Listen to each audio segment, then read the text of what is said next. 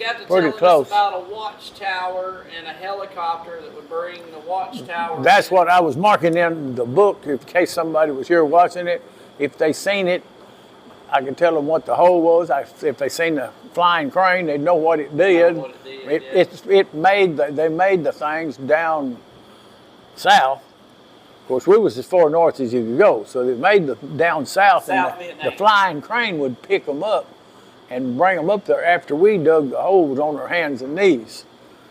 How big was the hole? How big the hole had to be? Well, it put you up. I'm gonna say it was a good 50 foot up, a good 50 foot, because there were 4 of them that went together and they kept bracing them as it went up. So it's somewhere around 50 foot, but you didn't want the top to get too big. If you get so big, a good motor man can make it hit on top.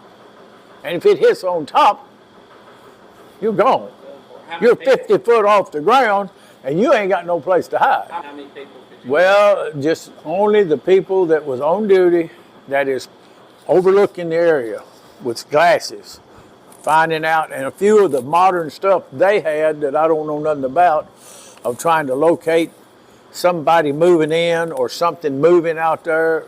They would get a feeling of where it was coming from, and then would anchor in on it, and the best of their glasses and the stuff that they had, most of the time they could figure it out, or it was a human or it was an animal. And of course they had got to where they were slick enough to where they could herd buffalo together and drive them through an area which would set off a flare, set off a warning device. Now, are we talking about the Vietnamese? Yes, right. Would run them up there and get them to set the things off. So and if the buffalo would go through, sometimes when they go through, they'd go through 3 rolls of concertina, which all they had to do then was just run through it. Yeah. Of course, it cut the buffaloes all to pieces, but then they had a way to get through. Yeah. And so that was what they would watch for. And that's where you sat on this pedestal. About, how many people could you fit on the pedestal up high? Just I think it was 4. 4 people. 4 people. 3, most of the time 3. According on how tight things was and what they were looking for, as to find somebody coming in on our fort. Because our fort is where the one time that you see the book that I've got, it shows you, kind of dressed in a uniform. You don't have a vest on. You can take your hat off. You can lay your gun down. That tells you how bad it is out there that night or that day.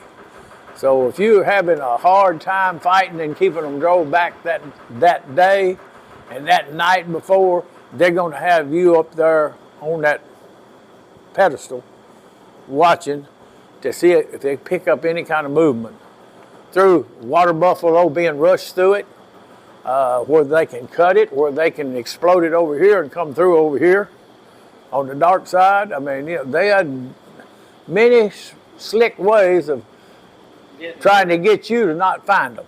There was snipers there.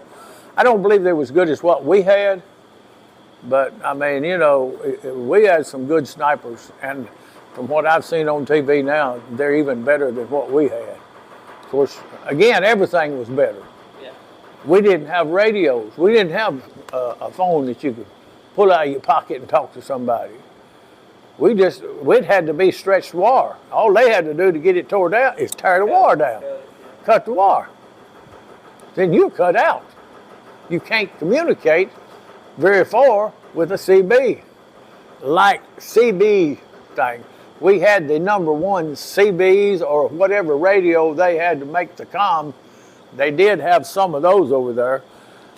Your point man would probably carry the best radio, which fit on his back, that he could tell them where his 10 or 12 men. Was the kind that was yes, a telephone? Yes, a telephone piece and an antenna on your back, and it was just going like to the far direct center. It didn't have to communicate with everybody. I would ask you the same thing that they're asking me. What do you do when you line up a deuce and a half, 5 ton, and a couple of 175s and a few 105s or a 155? Those are all, and you're trying to get them a little closer to the north. Now, we're in the DMZ. We're as far north as you can go. So if we go north, we're getting in to no man's land and out of no man's land into Hanoi or North Vietnam.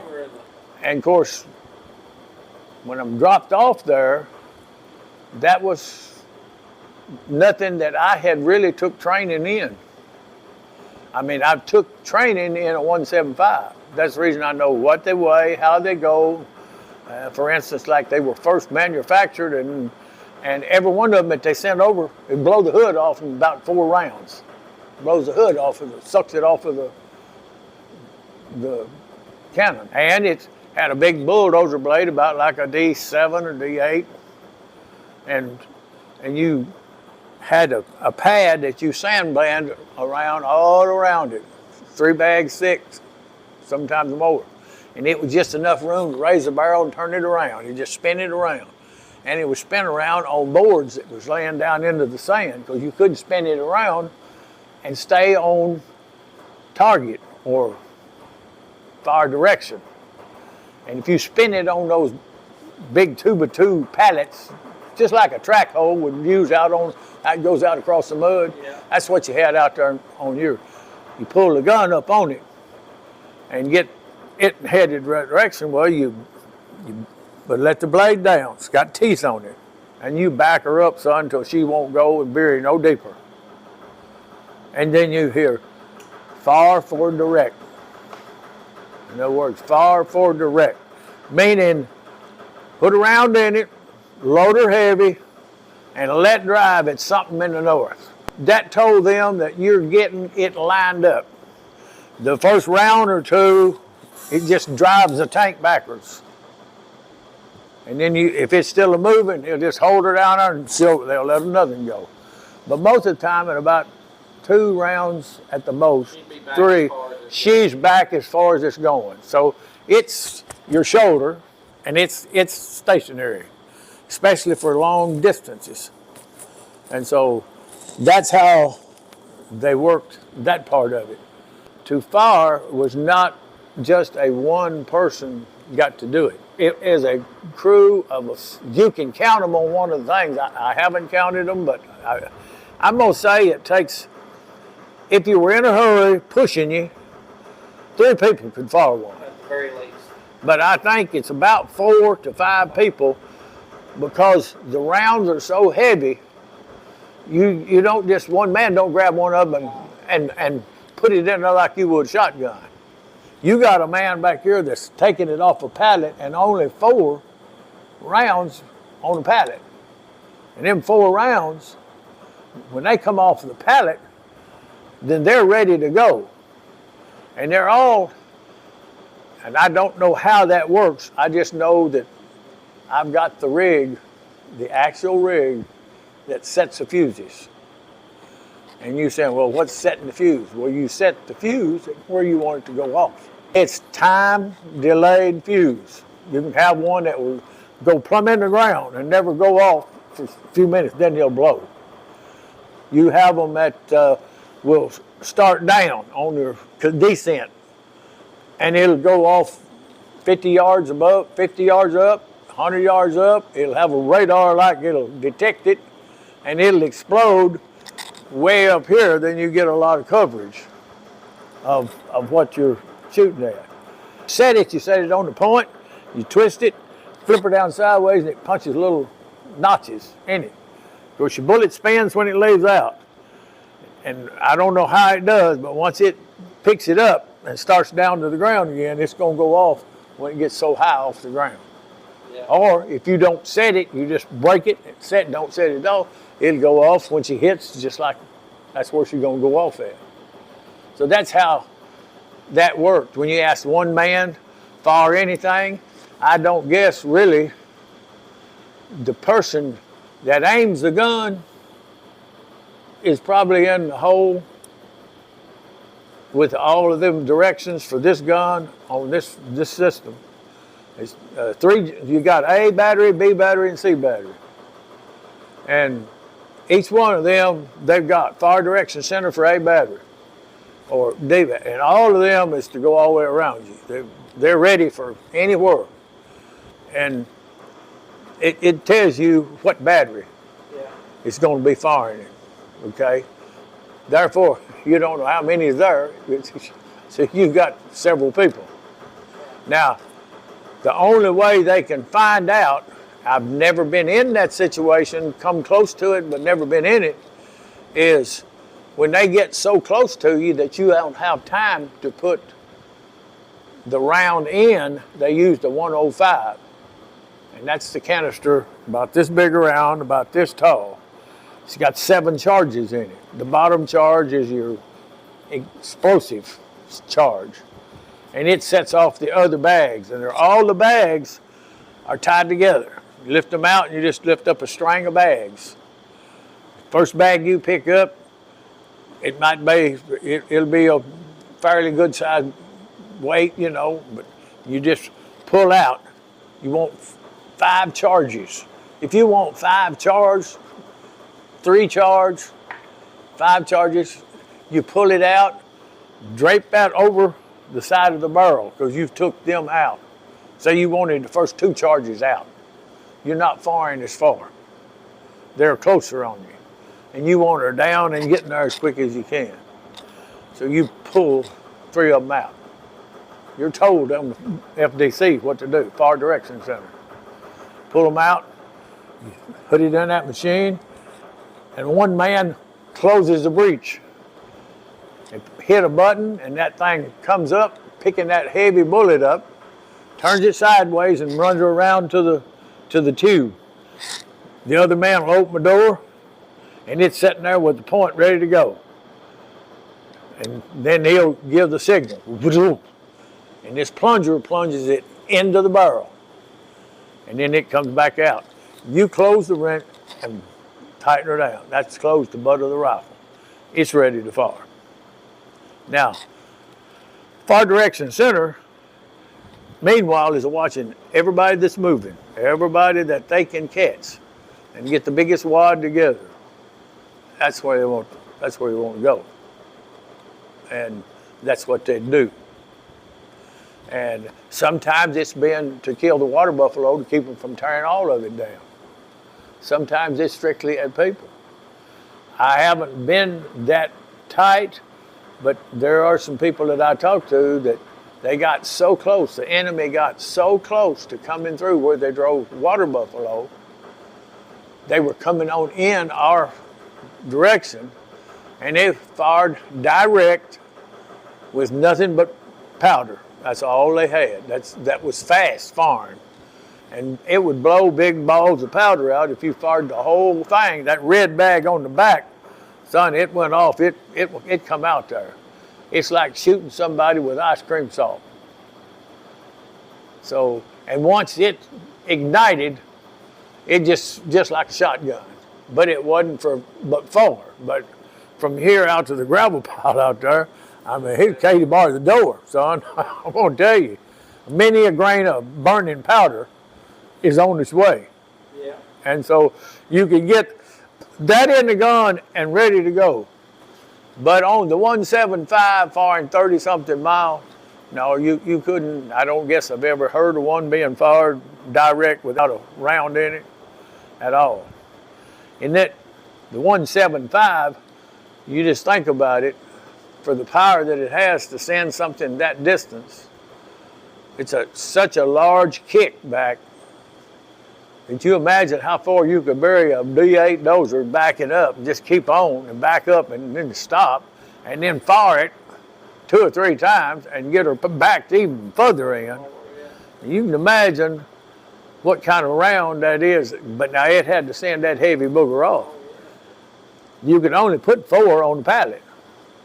And you could only fire it 300 times because it would rip the rifles out of it. And they had to come be barrels being brought in all the time to us up where we was at. Get the barrels that we needed. And for accuracy.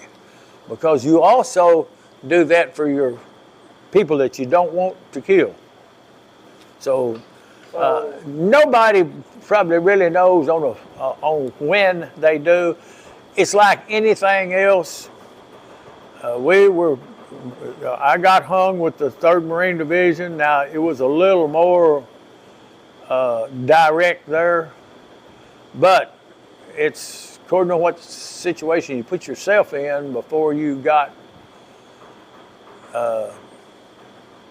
So just take an aim at any one person. One person. You're aiming at several. But you are not the only one. Oh, yeah. There's somebody else over. Bow, bow, bow, bow, bow, bow, bow, bow, bow. Well, hey, you really don't know what damage you might have done. You might have done all of it, and you might not have done none of it. It's good to have it in your mind that you don't know how much you did. I am just so thankful that maybe I don't know, except for maybe a few times where there would be one person maybe standing still, and you feel like, well, hey, I know I can get him. Yeah. Then you think, and then you make your mind up. Well, there's 3 standing right over yonder, and they're a bigger target. But you make up your mind at that minute, and as soon as you pull the trigger, you probably pretty well know, but you're not for positive. And that makes a good side feeling that you don't know. Yeah. I don't know what I did and what I didn't do. I know they didn't come no further. So did you make a lot of friends when you was over there? Did you just... Yes, I made a lot of good friends, especially when the president put me with the 3rd Marine Division, because we went looking for them just like they were, might say, looking for us. They were needing help. And we had the cannons up there, but we didn't have them mounted yet, and they were going to need them. So, hey, they had us out there with them, and they were doing as much as they could do and was losing all the time. But when you got somebody out there that can stay back there and call around in on you, they were in a lot more. they made a whole lot more succeeding about getting in on you. To ask somebody about if you did ever kill somebody, I'm not going to say, but the sniper was the only one who can come and tell you, yes. He didn't shoot but one person, one shot, and that's all it took. And I've talked to them. I watched them train. I watched them. They'd come to our camp, and they would practice shooting while I was there. And they didn't miss. They don't miss. I mean, hey, they don't miss. I don't give it to here, from here to that tower down there, so they can shoot that light out in just a minute. Bam, it's out. One time. Then they not give their position away. Did you ever have to experience any close combat, any hand-to-hand, or any... Did you ever have to pick up the rifle and shoot because they were moving in too close? No, I have not. No, I did not. As close as I come, which I have some pictures of some that we captured, the one to shoot the Puff the Magic Dragon, but hey, they were in no shape to capture or do anything to anybody. I mean, when you got the head man beating on the ground saying, I've told him once, I've told him 1,000 times, don't shoot at the Cobra, and he done lost half of his group, and the others was not in no shooting range anyway. And the ones that wasn't were nabbed that minute, and sandbags went over their head to where they couldn't tell where they was at or where they was going. I don't care hot or cold. Just pull the sandbag over and tie it on. If you take it off, you're dead. And you'll breathe through one of them. And they're carried inside our fort to where they can carry them out. one picture where there's got a bunch of silk pajamas on, they're all black, and they got their feet up on this case, and they're in a little town. And their feet are setting up on pallet after pallet of rounds of ammunition, hand grenades, the whole thing. And we are going through there to set up camp just on the other side. We know what's going to happen. We ask, can we hit these people? Can we go in and take them?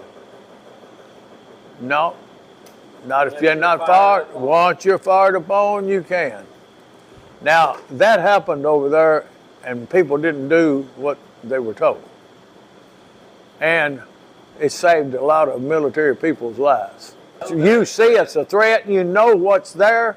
First of all, we could have took it. If they wanted to fire back, it's an even fight. Don't fire unless you're fired at. That's part of the stuff we had to do. And that's a hard order. That's a hard order To keep from a man. But he gets first shot. Yeah. Now, I will admit that sometimes he didn't have to pull the trigger. When he done this, it's time for me to let go. That's enough. That's enough. Yeah. I mean, I'm doing my same thing too. Now then, I just pulled the trigger faster than he does. I thought he was going to pull it. You gotta, because they made it to where it was impossible for us to win a war. And it was the most impossible thing there was. Why am I here? Yeah. I've asked that to myself thousands of times. And I have found so many people that protested me all the way from a train. They left out flyers that there was so many people protesting the war that we can't even get you close to the ship to get you on, to get you out from under. We went by Alcatraz, the prison. I wanted to see that during the daylight, but we got stopped in the desert out there and couldn't put us out until like 3 the next morning. When everybody else finally gave in, it was slight enough that they could just herd us out, just like animals, and shove you on that ship and get her gone. It's the most cruel thing and a killing of people that I don't know. They didn't have a chance. We could have walked through it. We could have walked through the place in no time if all we had to do was just kill them. Go in and take.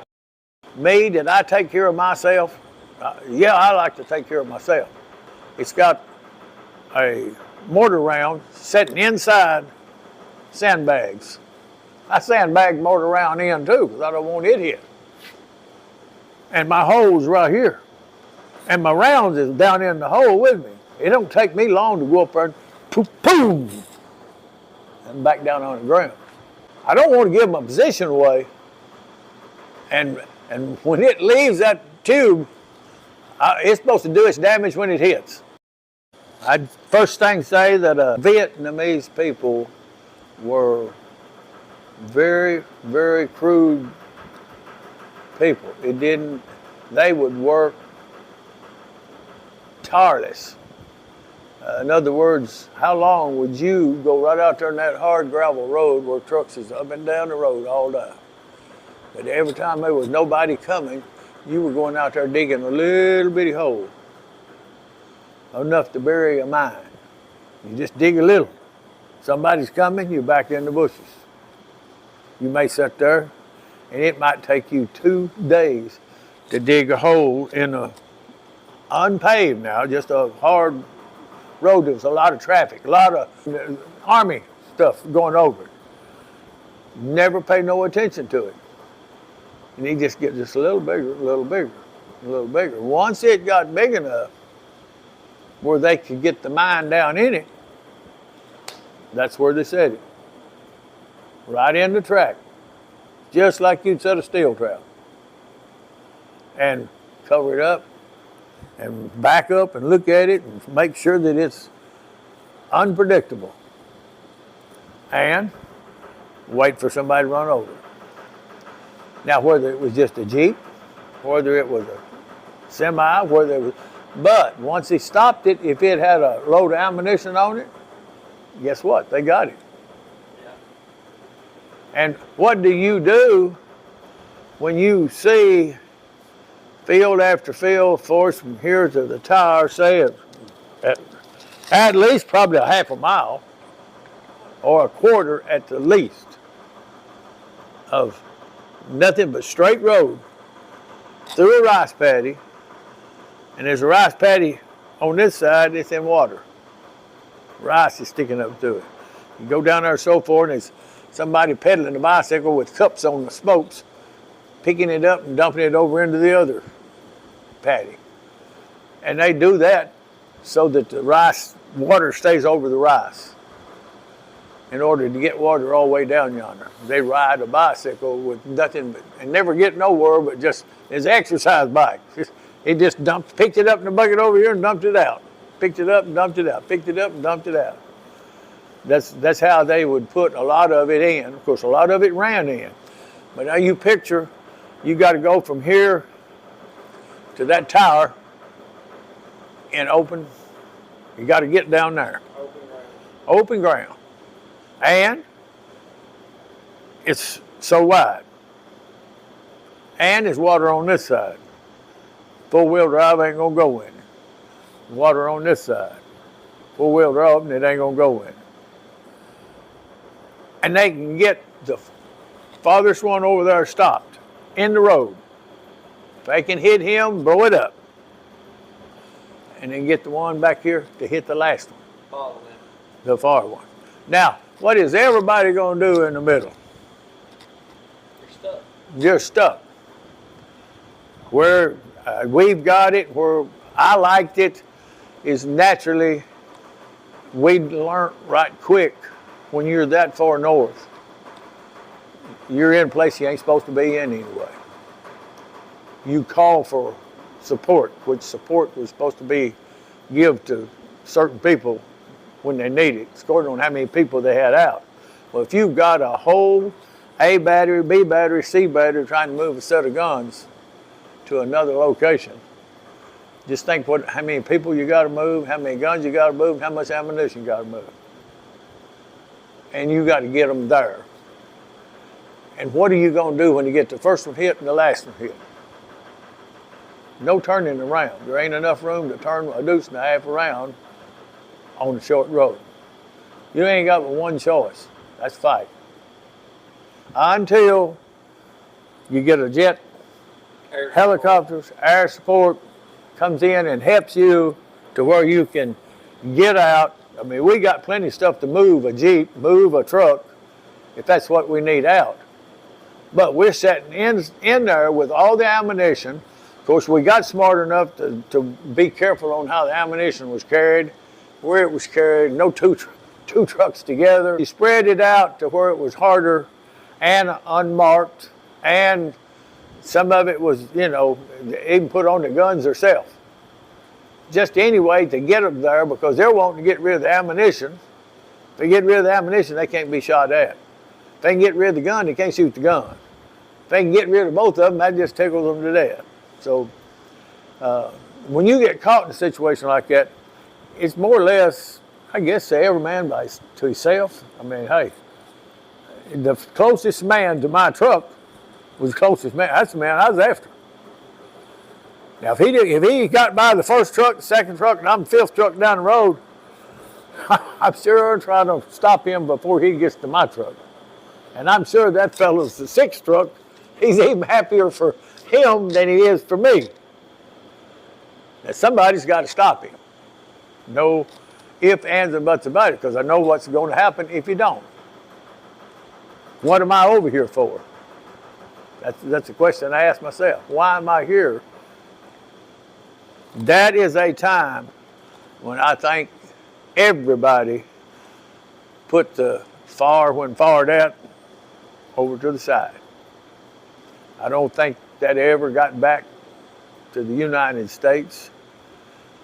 Only time that ever got back to the United States that I know of is some lieutenant that's somewhere else and told somebody else to go into some village and kill all of them that was in there because they were all Viet Cong people and kids and all. And that's That's the ones that I've heard about on TV. Not those that were out working, tried to do what they could do to kill our soldiers and let them come back home to body bag. I draw the line at the point of, hey, I'll do what I got to do To get home. to get home. And I don't want this. I don't want to see my sister, Barbara, shot off of a water buffalo. That would be no good feeling. Yeah. She wasn't doing anything. The little girl just sitting there. So let's go. I remember you telling a story about a guy who came in, I guess, after you did, and he was always smoking a cigarette. The smoking of the cigarette. Man, don't smoke that cigarette. Man, I've been here almost 2 days and ain't nothing happened. I've got out here on this and this is better than ever, man. You ain't got nothing to do. All you got to do is sit here and watch out for something that ain't nobody around, man. There ain't nobody. Set up on that cigarette and smoke them cigarettes. I smoke cigarettes, yes sir. I smoke Winston's. I'd get down that hole, smoke one. I'd be up like this and look. But when my time got time to get off of it, I wake him up. And you got 2 people in that hole. Then there's a distance between here and the church over there before the next man and the next hole. Should be 2 over there, and then 2 over there till you make a whole circle. And that's when you're outside the surrounding fence. And you got to be able to pick them out and do something before or call and say, hey, it's no problem. It's water buffalo. No problem. It's somebody going the other way. No. They cut the first roll of wire. Okay. That's fired at right then to me. When they put the pliers on the first roll, they're coming after me. I'm along this morning. Yeah. And so I'm not going, I'm going to defend myself. He knows not to come through it. He just don't know I'm here. Hey, I tried to protect myself. Hey, sometimes they're 3 and 4 sandbags thick, and I'm down in a hole back in under all that. If a round hits on the other, it's going to have to be a delayed explosion to ever get me. It ain't going to kill up on top of the ground what they're wanting it to do to kill everybody on top of the ground, because I'm down in the hole. And when I see it down in the hole, that's when you say, hey, it wasn't a chance anyway. Yeah, and it did. There's some of them. I had one that a good friend of mine was in. It was down in the hole. And the round hit right in the hole where you go. And it hit on the sandbag right behind him. And he never even, he had a bulletproof vest on, had his rifle. He was ready, loaded, ready to go. Of course, once it explodes, you know what happens to sandbags. Yeah. They just all riddled. And they just run in on you. Well, it's enough to knock you out, because knocking out, you come to. If you just wait around a while, you'll wake up. It's just a large, hard shock. But then when you start trying to wake up, hey, Ziegler, get up, and reach and grab him by the bulletproof vest and pull up on him, and his head comes up, and half of his helmet comes up, and his brain pan is still laying down on the ground. Now that's a sorry situation, if you want to say. Now, were you close to his hole, or were you?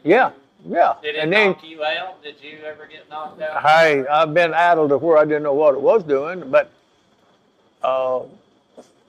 like you said, I guess the worst part is staying there until, because you're now in war and your help is gone. And you are asking, hey, I need some relief. I need somebody out here. Well, we'll get them there as soon as we can. We'll get them there as soon as we can. They're not going to come out there when she's at a full skate. They're going, hey, it's just up to you. Take care of it. And of course, like I said, it wasn't that he wasn't told time and time again. This probably didn't happen until 1 o'clock in the morning. But hey, 8 to 9, 9 to 10, you seen this bright light in the same spot all the time. 10 to 11, you didn't see nothing. 11 to 12, you seen that bright light, same spot all the time. And he just got out. I just laid down, and he gets up to smoke a cigarette. Up on the sandbag, he lights it down in the hole, gets up on the sandbag, and starts pulling. About the third time, that's all she wrote. I got it. What did you hit him with? What to hit him with? I don't know what kind of. Was it an explosion or a bullet? I was bullet. One bullet. That's all. But I don't know what it was. So he was your relief man. Yeah. No, he was. How many days was he there with you before he died? Well, that night was just one night because it was just outside the perimeter. It was one of the better places that you'd want to go to because you had a lot of reinforcement right straight behind you. It was good behind you, but when you get trying to be overrun, it's a bad situation. When you're in the front, and it's a bad situation trying to maintain. You had told him on multiple occasions. Times, no, don't do that. Don't do that. And he did it anyway. And he did it anyway. He said that he had been out there. I forgot, and there was several times, and hey, nothing's happening. Nothing's happening. But that's exactly what they did. They were very patient. They knew when that cigarette lit up, it was in his mouth. Yeah. That's all they had to do was this made this shot about like this. Like that, yep. So now then, if you've seen it light up, where was it at? It was where you were pulling on it. Yep. It got bright. And he could see it move. It'd be real bright, and then she'd get dim. She'd go out, and then you get bright again. And that's. I'm sure that's what happened. Get your brain together and say, hey, all I got to do is go home. That's all I want to do. And I wasn't asked to come over there. I didn't want to go. I had a good job. I had everything rolling me just my direction. And our good Lord blessed me, let me live through it. And I got to come to the house. And that's about all I can say for as far as you do what you have to do when it takes care. Now, it does make it easier when you see people you know, that is your friends, that you talk to, and they're dead, and they're being shipped out to their parents. And several I would like to know that I knew that went home in a body bag, and you could wish that you could just talk to their parents, their mother or their father, and say, hey, I knew him. I talked to him last. And he was extra good, or hey, we done things together. I mean, hey, it was just, when you didn't have nothing else to do, you could talk. You sat down in a hole and you wasn't on duty, you were off. So you talk about downtime now. Is this when on your downtime you were able to record the tapes to send back home to? That's how the whole thing got started. I didn't even know where I was going when I left. I carried a set of wingtip shoes. I carried an Instamatic 104, a camera, a couple of rolls of film, and I said, hey man, I don't need no bullets. I'm not going to fight nobody. I'm probably going to work in somebody issuing somebody something. I'm going to be straining concertina wire. I'm going to be doing something else. I just would not let my mind say I was going to be trying to fight somebody. Yeah. And Eliza knows how many pictures. It's where the bridges is out, the roads are got out, there's cannons on the side of the road, there's airplanes on the side of the road. Hey, it was just a non-stop war. And to get back to civilization, you got to the Army's got to bring their big rubber pontoons and make a bridge to go all the way across it to where you can haul guns in and haul ammunition in and food in. And, it's just waiting for the next chance for somebody else to try to do something to you when you're just sitting there wanting to go to the house. And that's the feeling you get. And I'll never forget when he asked me, I was inside a hole, off duty, sitting in a bunch of water that was just water, but it was Agent Orange.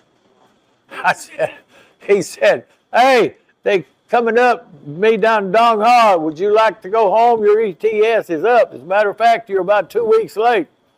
I said, yeah, I know. I left my mother's letter. I told her, I said, well, I was supposed to be home this week, but I see I'm not going to make it because they can't get to us up here.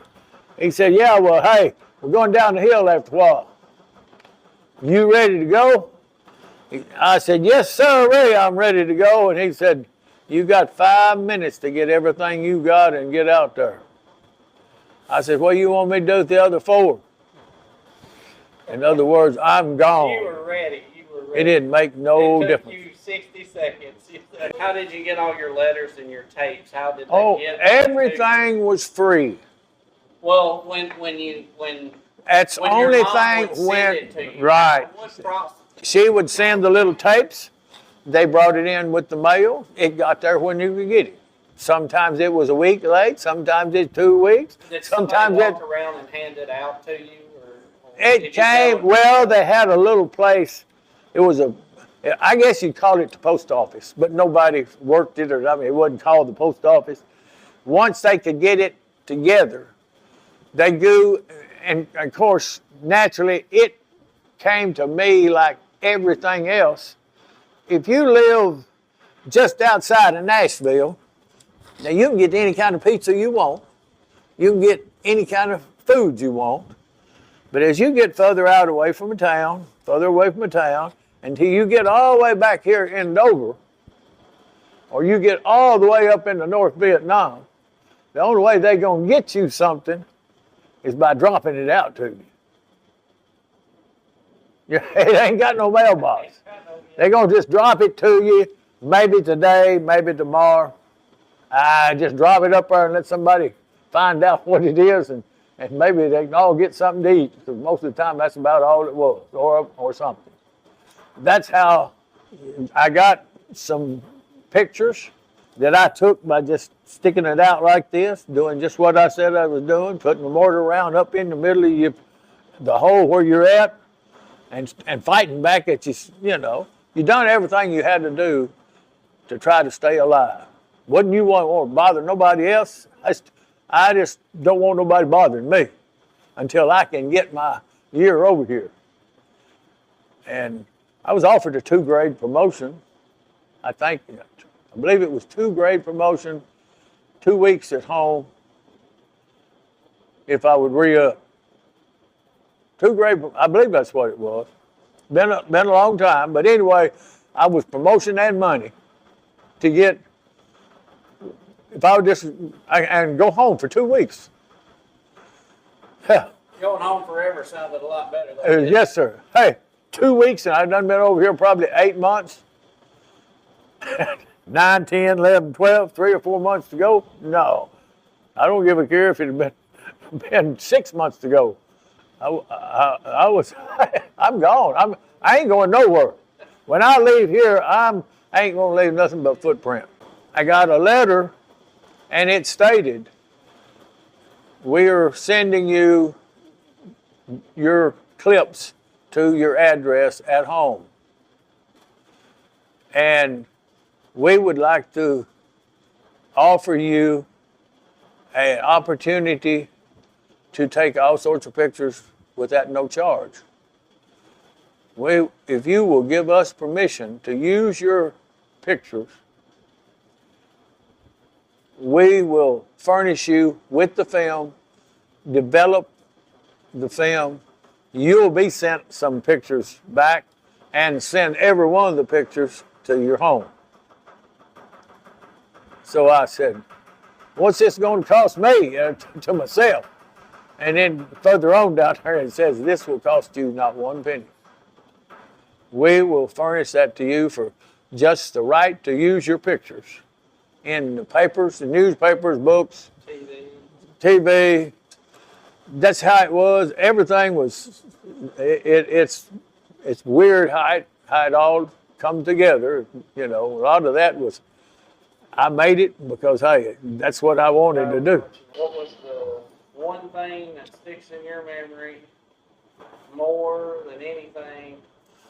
Well, really rough on you. I guess, Keith, the worst thing, I really can't think of anything that bad other than my most challenging thing was to get home. And I wanted to focus on what do I do, how do I do it, and able to get me home. I know that I'm not shot at. I often feel like I was after I got home, but to the point, at least they didn't shoot you. They might throw rocks at you and spit at you, but I didn't know it at that time. It wasn't quite that bad because all I do was went to school with a bunch of kids that I'm for it or I'm not for it. I'm for it. And I don't know what happened to the society where I was at, and I don't know what happened to the people that protested me so much that they stopped me out on a train out in the desert before I got there. And that's the worst thing that I can think about is how my own people treated me before I left, and I didn't even ask to go.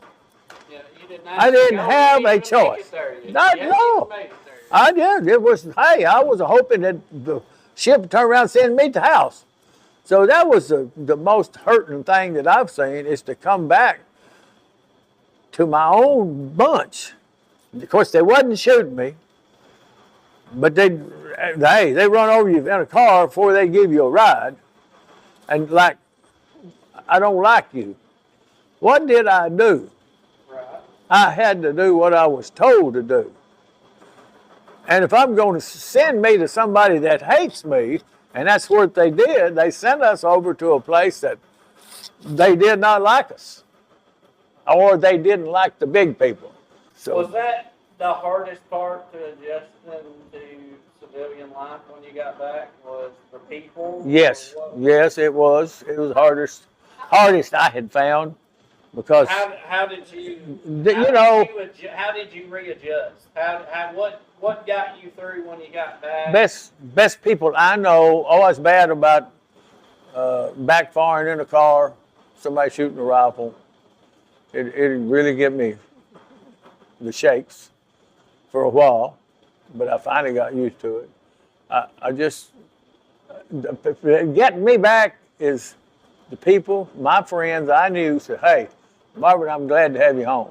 There were the friends that you had that, that helped me get me through the people that didn't like me.